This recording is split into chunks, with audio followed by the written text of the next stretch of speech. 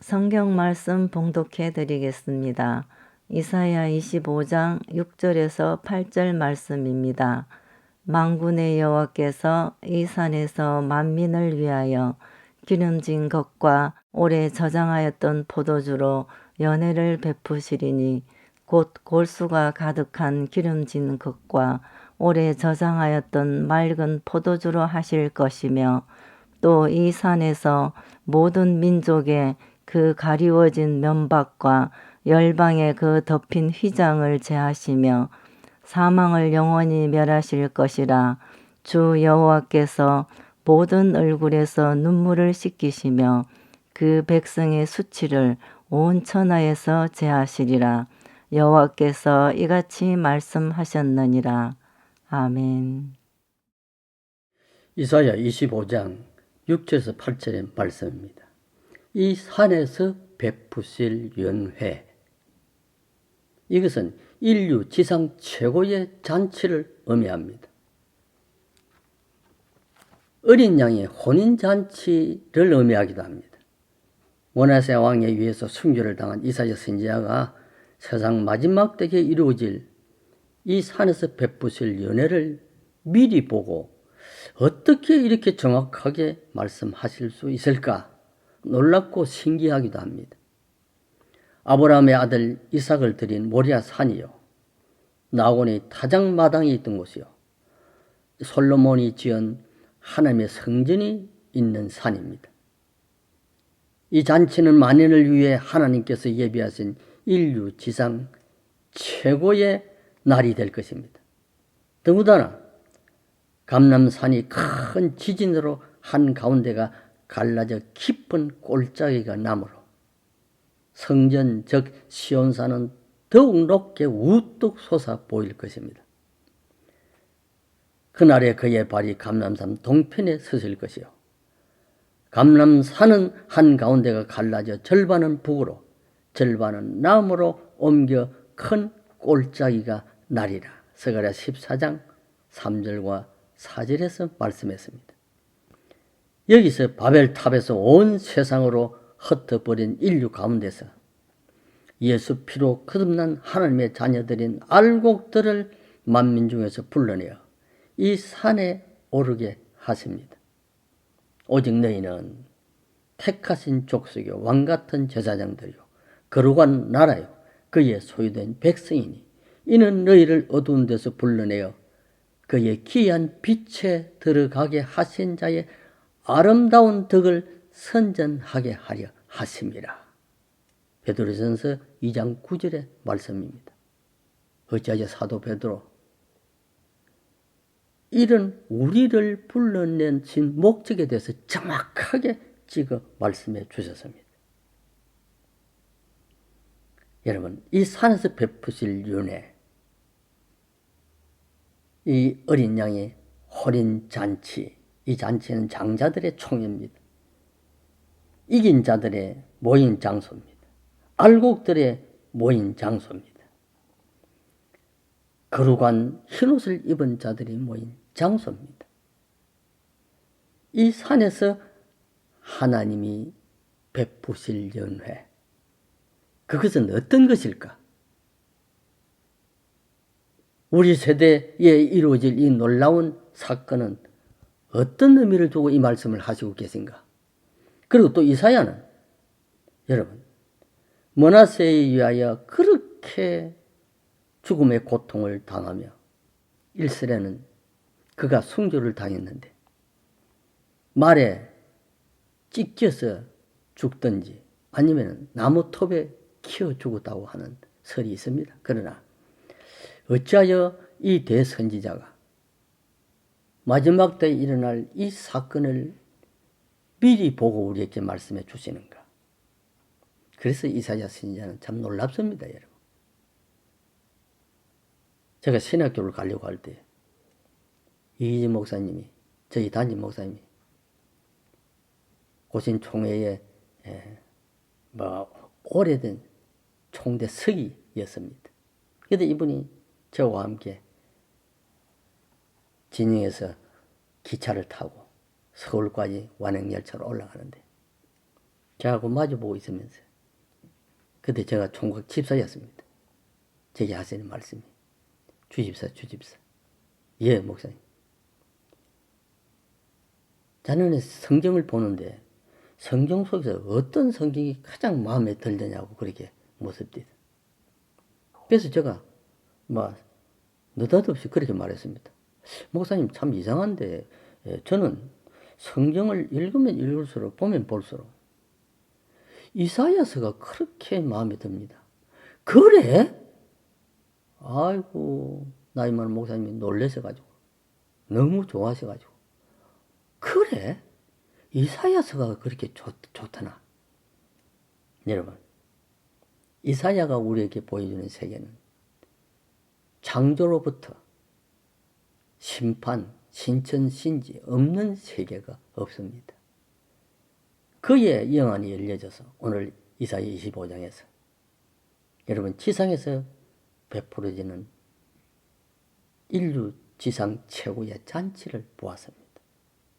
이 산에서 베푸실 연의 첫째는 오래 저장한 맑은 포도주가 나올 것이라고 그랬습니다. 가장 중요한 잔치를 위해 포도주는 준비됩니다.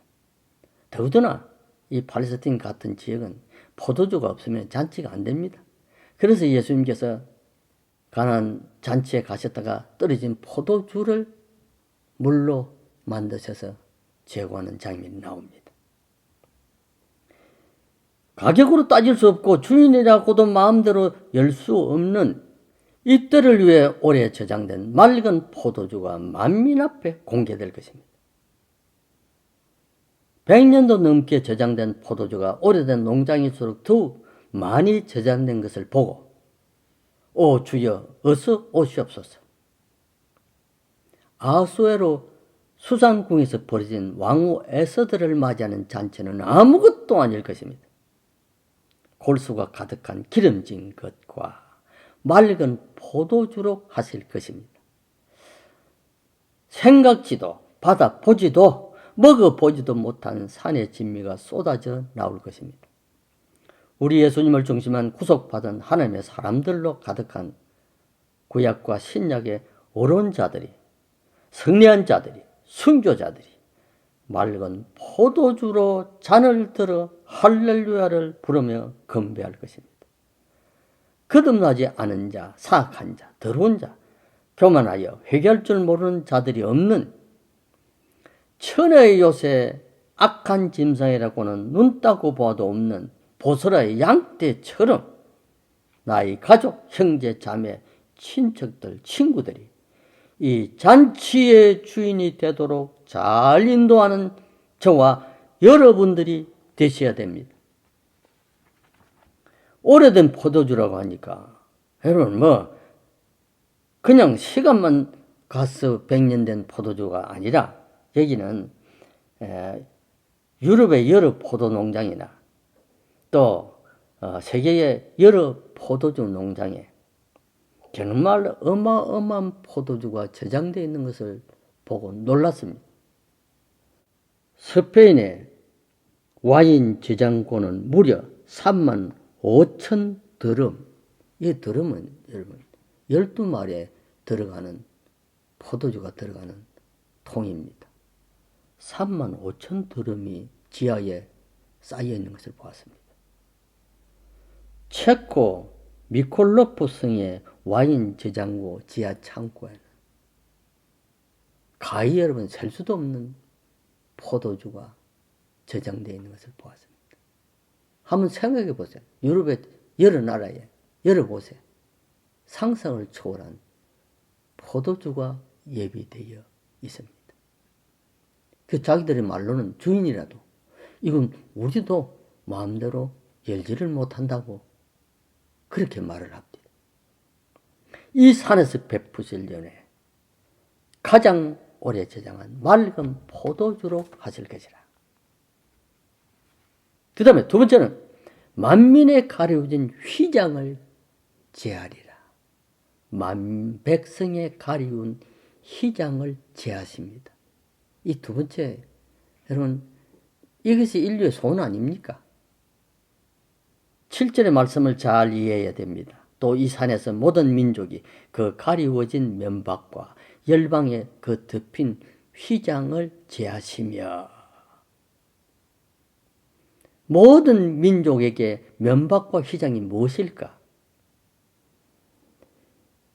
여기 창세기 11장 6절에서 보세요. 이 무리가 한 족속이요 어느도 하나이므로 이같이 시작하였으니 이후로는 그 경영하는 일을 금지할 수 없으리라.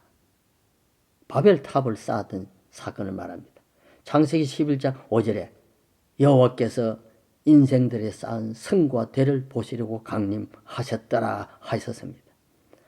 달신을 섬기기 위해 쌓은 성과 대를 보려 오셔서 사방으로 흩어지게 하셨고 성과 대를 무너뜨려 바벨탑이라 이름하였습니다.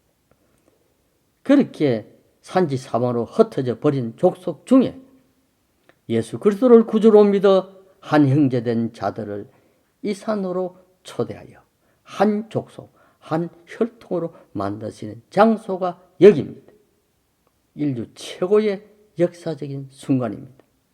장차는 예수 안에서 피부도 말도 하나가 되는, 종족이 하나가 되는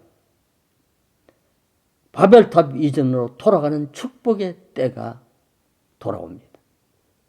여기서 하늘에서 내려오는 새하늘과 새 땅에 들어가기 위한 천년의 준비 기간이 될 것입니다.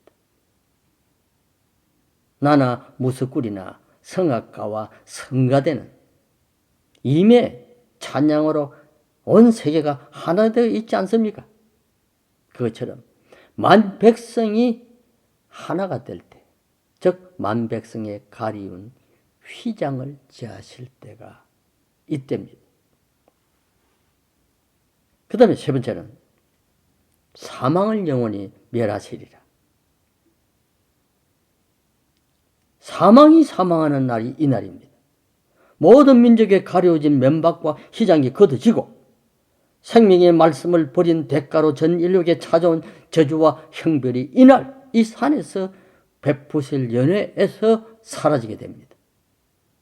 영원히 멸하시리라. 하나님의 말씀을 이사야 선지자가 정확하게 대언하고 있습니다. 여기서는 노아 가족도, 아브라함, 이삭, 야곱, 사라도, 룻도, 라합도, 스가랴도, 앞서간 모든 성도들도 거룩과 24 장로들과 천군과 천사들과 어린 양의 혼인잔치를 위해 특별히 이들만이 부르고 배울 수 있는 14만 4천의 찬양대가 네 그룹 천사와 24 장로만이 부를 수 있는 새 노래로 찬양을 하게 됩니다. 저는 어린 시절 어머니를 돕기 위해서 논에 물을 대기 위해 열맞이 논에 물을 대기 위해서 가다가 쥐약을 먹고 죽어가는 강아지를 보고 배에 손을 갖다 대고 하늘을 한번 쳐다보고 이 강아지가 왜 죽어야 하나? 내가 살릴 수는 없을까? 그때 날만 만나면 좋아서 따라오고 저 동네 끝 다리까지 따라왔던 그 강아지가 죽을 때에 저는 많이 울었습니다. 온갖 수수께끼 속에 갇혀버린 이 인생을 그 누구도 해답을 주지 못하고 하나씩 하나씩 귀한 자들이 내 곁을 떠나가는데도 잡지 못한다. 심지어 나를 가장 좋아했던 대전 아재가 자살한 새벽에 저는 교회를 찾아 예수님을 만나게 되었습니다. 미련한 마음에, 어리석은 마음에 내가 내 아저씨를 위하여 백날을 기도하리라. 그래서 새벽 기도를 백날을 따라서 시작했던 그 새벽 기도를 며칠 못 가서 그만 내가 내 아저씨를 붙들어다가 지옥 문전에 넣고 나온 결과가 되었습니다. 내 아저씨 영혼이 바쁜 것이 아니라 내 영혼이 바쁘구나. 그래서 그때부터 성경을 보고 예수님을 철저하게 믿으려고 애를 썼습니다. 왜 인생에게 사막이 찾아왔는가? 왜 죽음이 찾아왔는가? 이것 때문에 혼자 달밤에 주천강 2개 올라가서 달을 쳐다보고 울기도 하였습니다. 나는 예수님을 믿은 이후에 그리고 성경을 보다가 성경 속에서 이사야를 통하여 오늘 25장 6절과 8절에 주신 이 말씀을 읽다가 여기서 우리에게 사망도 사망하는 날이 있구나. 물러가는 날이 있구나. 이것을 알려주려고 우리 예수님이 십자가에 나를 위하여 죽어주셨구나. 이 사실을 깨달을 때 정말로 하나님 앞에 감사하고 찬양을 돌릴 수밖에 없습니다. 사랑하는 성도 여러분, 장차 이 산에서 베푸실 연회가 우리 앞에 주어질 것을 알거든. 그곳에서 가장 오래된 맑은 포도주가 나올 것이요. 그곳에서 만백성에 가려진 휘장을, 면박을 지하시는 역사적인 사건이 도래하고 그곳에서 인류에게 찾아온 원수 마귀를 멸하시는 시간이 도래한다고 하는 것을 생각하거든. 부디 예수 잘 믿으시고 나와 여러분이 내 이웃이 내 형제가 내 자매가 임원전에 발을 들여놓는 축복의 주인공이 되기를 예수 그리스도의 이름으로 기원합니다. 아멘. 기도하십시다. 아버지 하나님 감사합니다.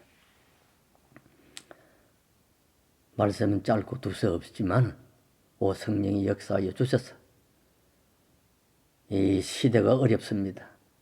시대가 끝을 달립니다.